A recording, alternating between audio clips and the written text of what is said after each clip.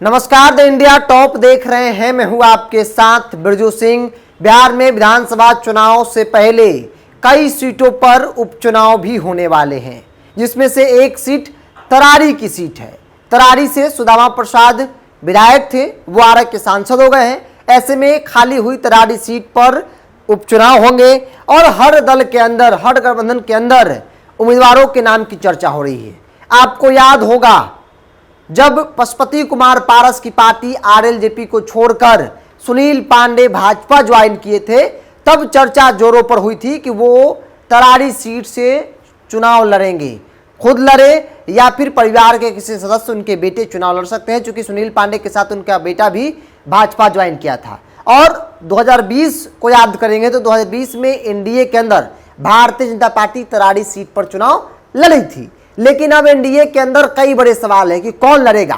भाजपा और जदयू के उम्मीदवार, या फिर यूं कह सकते हैं कि भाजपा और जदयू के स्वघोषित उम्मीदवार मैदान में कूदे हुए हैं और दावा कर रहे हैं कि हम लड़ेंगे, तो कोई कह रहा है कि नहीं, एनडीए के आधिकारिक तौर पर हम हैं।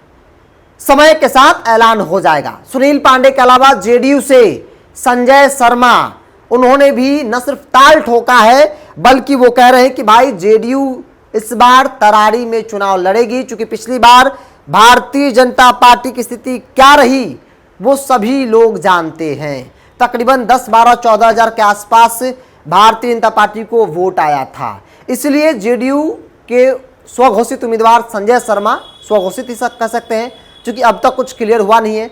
संजय शर्मा तरारी घूम रहे हैं, लोगों को कह रहे हैं कि भाई इस बार हम ही हैं उम्मीदवार। समय के साथ जो है वो ऐलान हो जाएगा। तो कहीं ना कहीं एनडीए के अंदर जो कहा जा रहा था कि सुनील पांडे के लिए रास्ता आसान है, अब उस सुनील पांडे के लिए रास्ता आसान होता नजर नहीं आ रहा है, क्योंकि भारतीय जनता पार्टी में तो शामिल हो गए। लेकिन संजय शर्मा की भी दावेदारी है, जो जनता दल यू के हैं। शायद हो सकता है कि आलाकमान ने उन्हें अंदर ही अंदर हरी झंडी दे दी हो और कहा हो कि संजय जी आप तैयारी कीजिए, आप ही चुनाव लड़ेंगे, एनडीए प्रत्याशी आप ही होंगे। क्योंकि जो तरारी की सीट है वो भूमिहार बहुल क्षेत्र है। भूमिहार की अच्छी खासी आबादी है, 60,000 से प्लस की भूमिहार वोटर्स की वहाँ पे आबादी है। तो ऐसे में एनडीए के अंदर दो भूमिहार चेहरे, एक संजय शर्मा है, वो भी भूमिहार समाज से आते हैं, और उसके अलावा सुनील पांडे जो बाहुबली की छवि रखते हैं, वो भी भूमिहार समाज से ही आते हैं। तो दो भूमिहार चेहरे आपस में टकरा रहे हैं। हालांकि तय नीतीश कुमार को करना है, तय भारतीय जनता पार्टी को करना है।